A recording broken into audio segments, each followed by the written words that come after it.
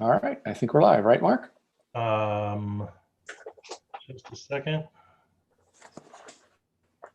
Yes, you're live. All right. Well, welcome everyone to the October 22nd administrative meeting of the Annapolis Historic Preservation Commission.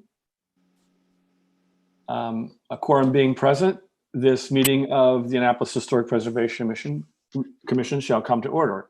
This commission operates pursuant to the land use article of the annotated code of the state of Maryland.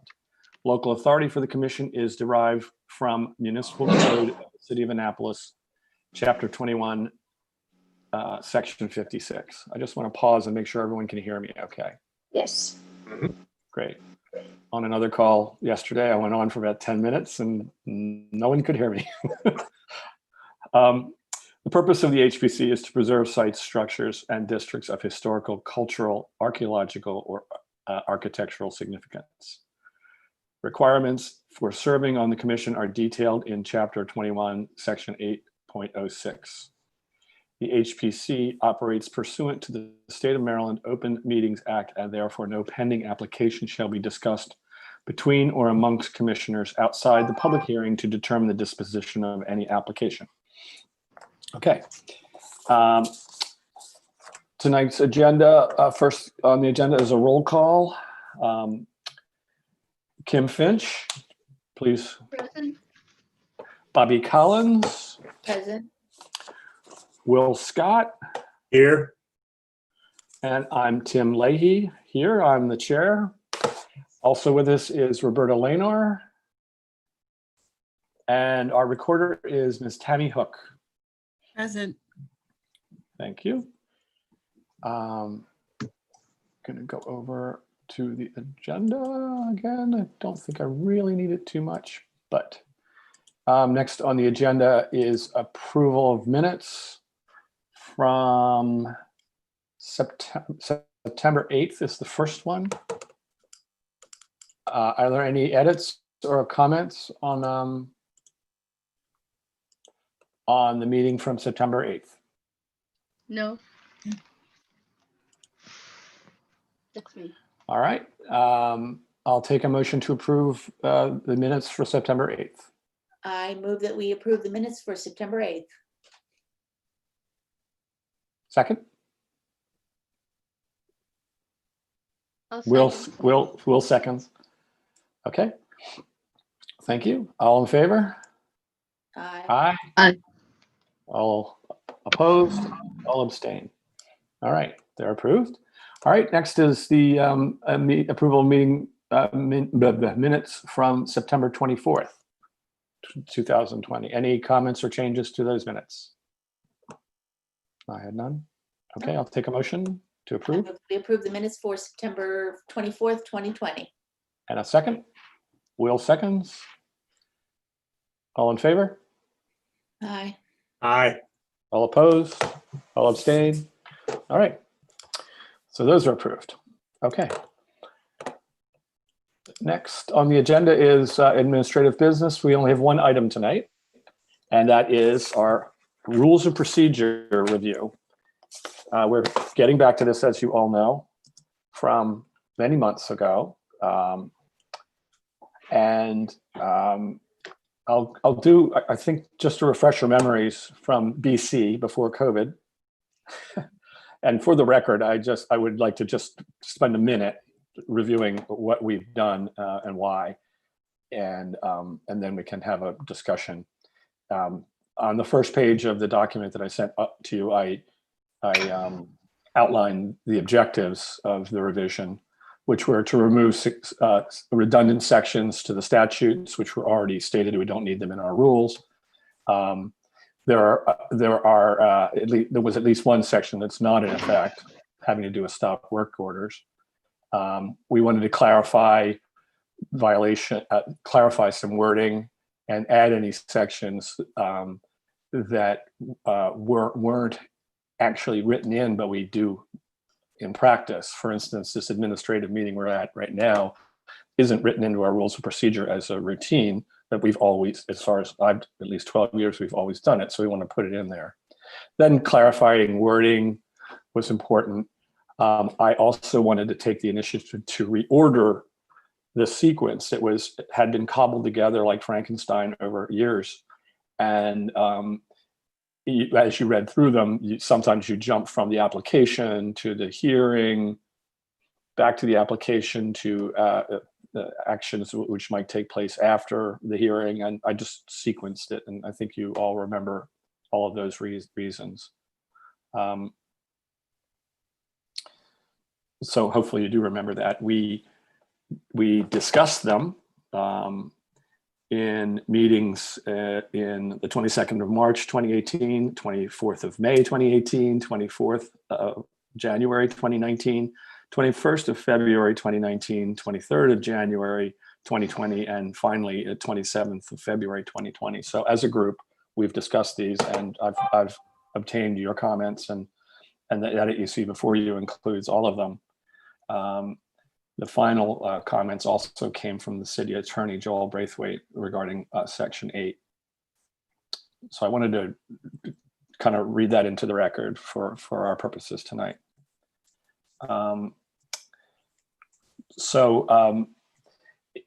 The way I'd like to proceed is just raise the 2 points I raised in the email that had to do with the changes that were still in play to a certain extent in February. We discussed them, and I made some final edits, and you'll see those in the current version. And I pointed you to them in my email. So if that's okay, does that make sense to all of you, to the commissioners? Head nods, yes? Yeah. Okay, Kim, is that Yes, good? it's fine. And Roberta, I should clarify too that in addition to all of those meetings that we had as a group, Roberta and the former city attorney Gary Elson and I probably met 6 or 7 times, multiple hours of review and discussion. So this has been through a lot of positive review. Yes, Okay. I saved the meetings, and there were 6 of them. 6, great. I thought so. And we made a lot of progress, and it felt good to organize something that was disorganized.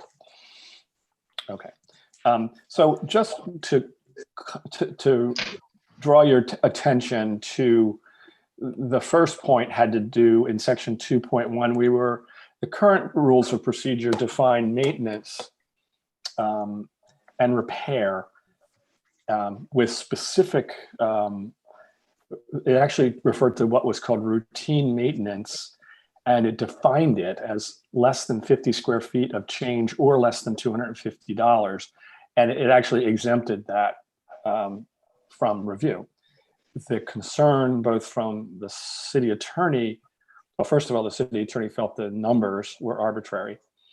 And especially the dollar amount, which had been determined maybe 20 years ago, is somewhat irrelevant today. I don't know what I can do to my house for $250. So they both, and then also Roberta and John Tower in our discussions felt it was more important that we encourage people to come in and discuss what they're trying to do. And then it could be determined whether it was routine maintenance or not. Maintenance is actually defined in the introduction, the definitions in the code. So we don't want to redefine it. So their proposal was to take those specifics out and replace that information with encouraging property owners to contact the Historic Preservation Division for review of any proposed work.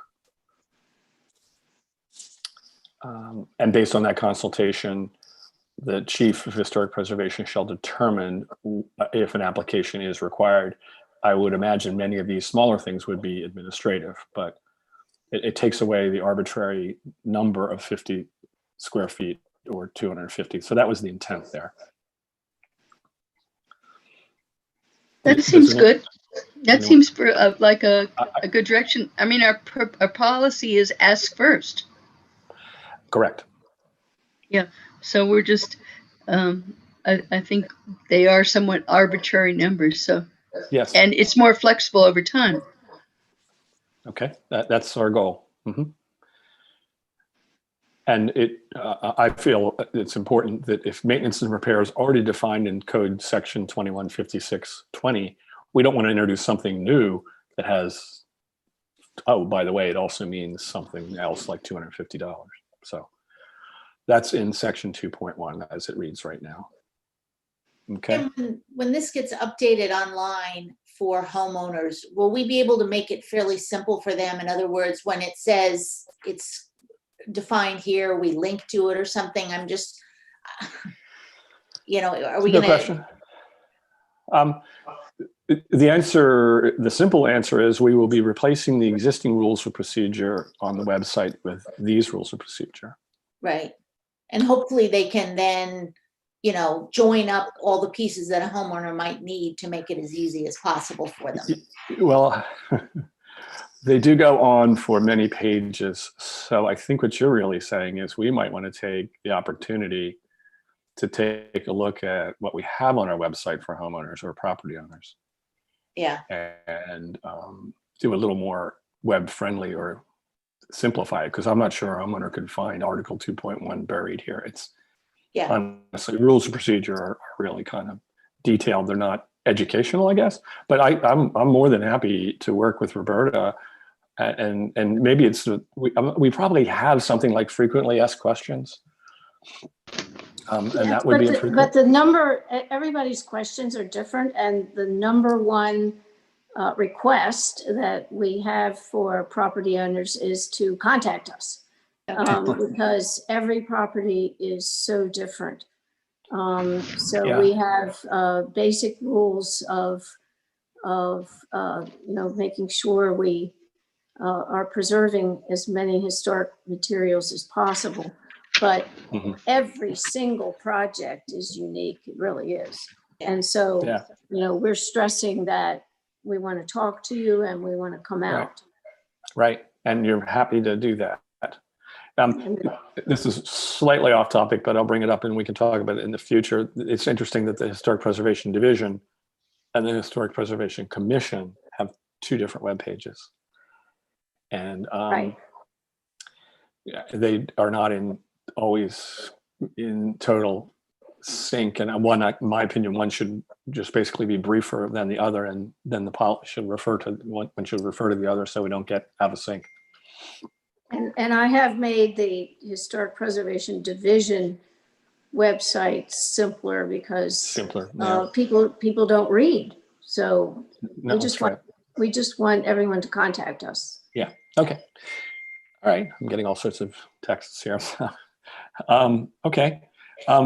I also made a change. I think I put it in my email where we didn't ever say we were distributed. We distributed the changes to applications to the commission, but there was never words in there that said we distributed the application. So I just added that above. It was just in my last reading. I said, it's so obvious. It's just a miss.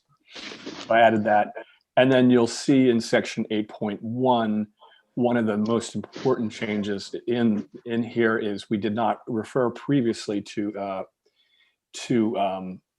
after the fact applications. And now, given the wording from Joel Braithwaite in the Office of Law, the city attorney's office, he added the items that were highlighted in green that give the force of law effectively to an after the fact review of an application, and allows us to take action as needed on an after the fact if necessary. Okay. So that was important as a result of activities in the last 2 years, in fact. So both of those clarify things that are in practice already. Okay. In the document, I have a few just simple grammatical changes, and I'd rather not go over anything in such detail tonight. I mean, it's just, they're just simple. They're just simple grammatical changes. Okay. And It- rather than sit here till at 9 o'clock talking about commas and capitalization. I am famous If for it's bad all right with the capitalization. commission, Tim and I will meet and we'll just work those few things out. Okay. Yeah, but I see heads shaking. Yeah. Okay, So I think with two conditions.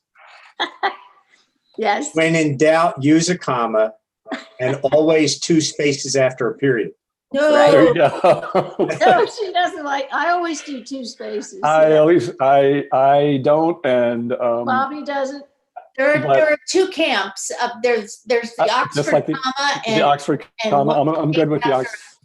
period, and then there's the no Oxford comma and Well, there's Oh, I nothing don't else on wanna the start a agenda. There's nothing 2-hour else on the agenda discussion tonight, so over why don't we commas. argue? I shouldn't have said anything. I thought I was just making a wisecrack. it's fighting words in Okay. my house. Oh my God. Well, then I have a procedural question. Are you, as a commission, willing to vote on these tonight and to approve them with the cleanup with grammar and proper commas left to staff and the chairman? My one request is to know that Roberta and John are happy with them, that these changes and these updates will be workable in their eyes. Okay. Yes, well, Thank- what we tried to look at is this how we actually do our work? So, and Yeah, it is. That's right. Because we definitely don't want to make your life any harder. Thank you so much. So if with that, what I would take a motion then is to approve them as dated October. I just dated them. I dated this copy October. I didn't put it. 2020. I just put October 2020 and dated October 2020 with the condition that minor edits for grammar and capitalization will occur before the final draft, which I'll send you the approved draft, which will have an exact date on it, and clean up any. I'll take the word draft off of it. That's the one thing I'll do. Okay, So can I have a motion to that effect? Yes, I move that we accept the new Historic Preservation Rules of Procedure dated October 2020, as written, with the minor exception of some grammatical and other minor edits as determined to be necessary. Second. All in favor? Aye. Aye. Aye. All opposed? All abstain? All right. Thank you, Tim, for all your Yay. hard work on this. Yay! 2.5 years of effort. So what I will do is take the word draft off of this, and Roberta and I will make some, we'll meet Roberta, or if you would like, just send me your version with the edits. I will make the final edits, and then I will be able to circulate that with, I'll be able to circulate that. I will also ask Hillary if there are any other standard formatting issues that she would like to make this look more like, I'm talking about typeface effectively and fonts. To make them, if there's some standards that the city would like to put on in terms of, ours don't look like the Board of Appeals right now, for instance, in terms of typeface. It does look like Board of Appeals in terms of articles and subsections, but the typeface is different. So I'll do that kind of cleanup as well. Is there a standard city typeface? I'm gonna find out. Not I really. know there is for like PR kind of thing, but I'm not sure whether there is for commissions. Okay. All right. Well, that's all I have for this evening. Any other business? No. Okay. Well, thanks everyone. I really appreciate it. And now we can actually have rules of procedure that back up what we do. Always a good thing. Always a good thing. Move Thanks, to everybody. adjourn. Second, A Oh, we move have to adjourn. second. second. All right.